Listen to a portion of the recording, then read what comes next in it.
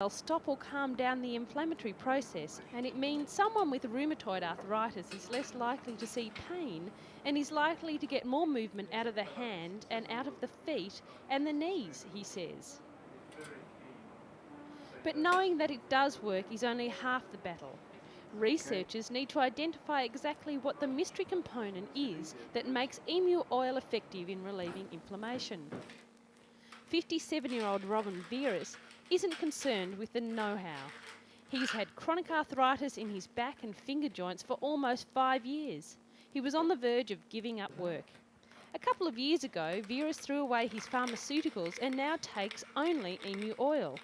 He says he can feel the pain come back within a few days of not taking a capsule. In Australia and the United States, the medicinal benefits of emu oil cannot be advertised unless there's scientific proof that it works.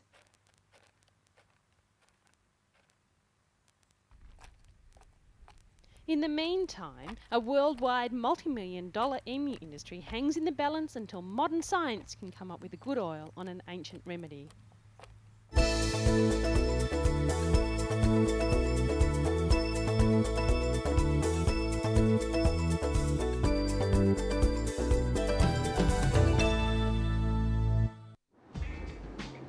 The latest in 5-star hotels seems certain to make a big splash when it opens soon. Check this.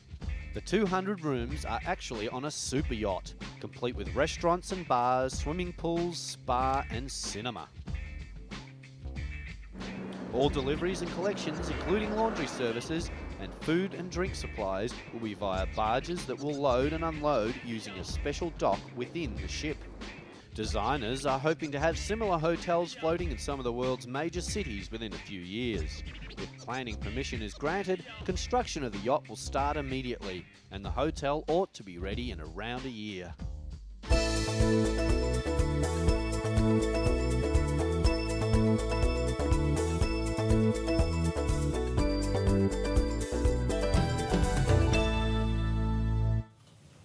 Every year, China chomps its way through billions of disposable chopsticks. But now, environmentalists are hoping to change all that by persuading chopstick lovers to change to greener utensils.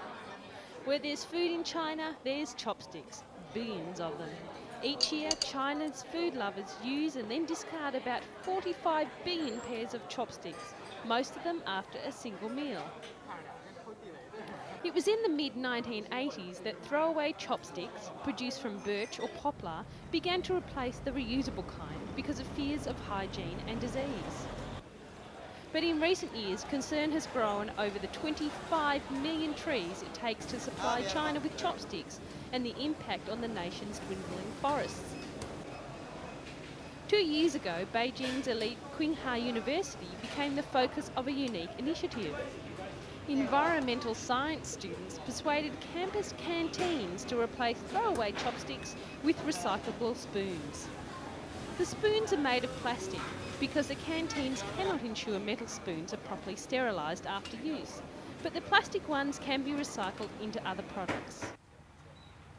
Many of our classmates always used disposable chopsticks, and we knew that they were very wasteful of wood and trees from China's poorest areas, and were a waste of natural resources, said Li Yu, one of the main inspirations behind the Go Green movement at Tsinghua.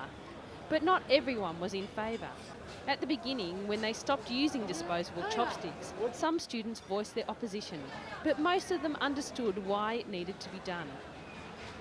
Some students complained that it was impossible to eat certain food, like noodles, without chopsticks, while others said the spoon cut their mouths. But the students persevered, and now all 15 canteens at Tsinghua use the spoons, which are cleaned and then recycled into other plastic products. The only exception is for noodles. People are also encouraged to carry their own personal chopsticks with them wherever they go. Other Asian nations like Japan and South Korea have also been criticised by environmentalists for their throwaway chopstick habit. So much so that South Korea has switched mainly to metal chopsticks. But Japan still prefers the disposable kind. A change as big as this one is significant.